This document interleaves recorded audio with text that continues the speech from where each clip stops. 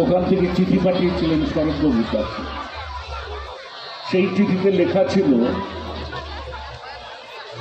যে সুভাষের যেন সাধ্য না হয়,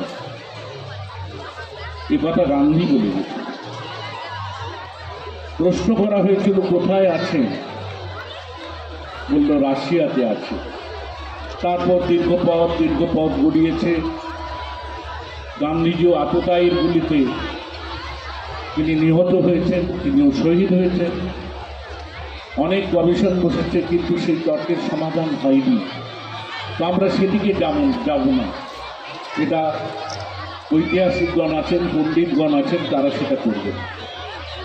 আমি শুধু বলবো, আমাদের শ্রদ্ধাভাজন মুখ্যমন্ত্রী মমতা বন্দ্যোপাধ্যায় তিনিই কিন্তু বাংলায় 2011 সালে যখন তিনি দায়িত্বভার গ্রহণ করলেন, জনগণের উন্নয়নকে সামনে রেখে নতুন করে বাংলা গড়া, সেদিন থেকে সমস্ত মনীষীদের জীবনশৈলী নিয়ে মেলা, কোথাও সুভাষ মেলা, কোথাও বিবিএন মেলা, কোথাও কৃষি মেলা, নানা মেলা, শিল্প মেলা, সবের মধ্য দিয়ে তিনি মানুষের কাছে একটা সমষ্টিগত মিলন মঞ্চ তৈরি করার চেষ্টা নয়, তৈরি করেই চলেছে।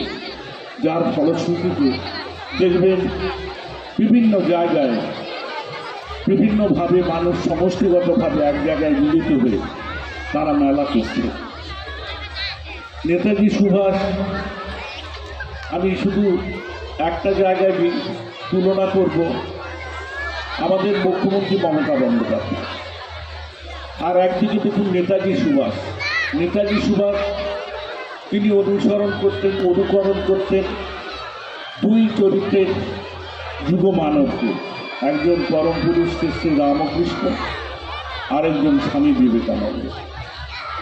তাদের আদর্শে অনুপ্রাণিত হয়ে যখন তিনি নানা বিধায় পড়তেন, প্রতিকূল অবস্থায় পড়তেন, তাদের বাণীকে স্মরণ করতেন এবং তিনি সেই প্রতিকূল অবস্থা থেকে কাটিয়ে উঠতেন। আমি আজকেও বহু জায়গায় বলেছি যে বৃত্তকে পায়ের বৃত্ত করে দেশ ও মাতৃকার সেবায় দেশবন্ধু চিত্তরঞ্জনের ডাকে ICS পড়া মানুষটি, যিনি আরও বিত্তশালী হতে পারতেন, সব কিছু ত্যাগ করে চলে এসেছিল।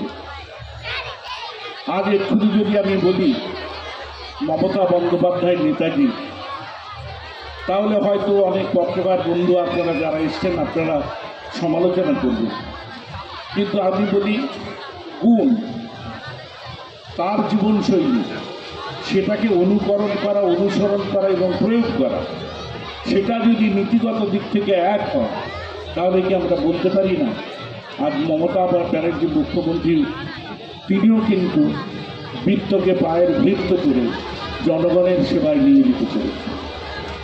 এই কারণেই তো মহাপুরুষদের সঙ্গে তুল্যমূল্যভাবে বিচার করলে আজকে কিন্তু তিনিও ভারতবর্ষের অগ্নিকন্যা পেয়েছেন। সেই কারণে দেখবেন মেলা বিভিন্ন জায়গায় উৎসাহ দেয়, স্বেচ্ছাসেবী সংস্থাদের উৎসাহ দেয়, আর উৎসাহ দেন বলেই কিছু মানুষ সমালোচনা করে।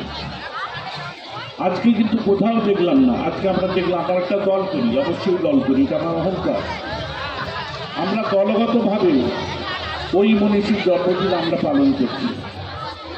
আমরা দু একটি দল ছাড়া আর যারা রাস্তায় নেমে জাতপাতের রাজনীতি করেন, যারা বড় সনাতনী কথা বলে, তারা কিন্তু রাস্তায় নেমে নেতাজি সুভাষকে শ্রদ্ধা নিবেদন করছেন না।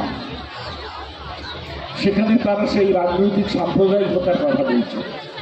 নাহলে কোনো একটি সংঘ ইতিমধ্যে তারা বলছেন যে 15ই আগস্ট এই যে ভারতবর্ষ স্বাধীন হয়েছে, এটা পাল্টে ফেলতে হবে।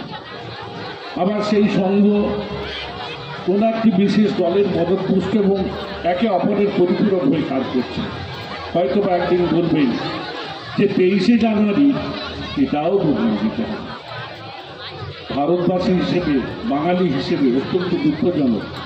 আমরা বলবো, দেখুন আপনারা মেধা প্রজ্ঞায় আমাদের থেকে